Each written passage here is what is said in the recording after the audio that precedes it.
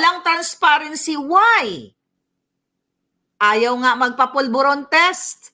'Di ba? Gusto ngang pagtakpan o i-ignore yung kinasasangkutan niyang pulboronic siya, addictus benedictus.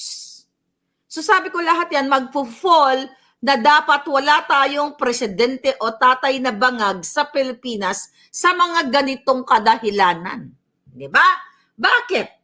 Balikan natin yung mga issue. Siya ang namuno sa Department of Agriculture. Di ba? Ano ang nangyari? Ang smuggling, sila.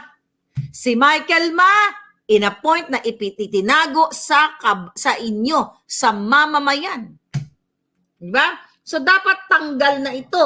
Ano pa ang mga issue? Remember, tourism, we give the world our best.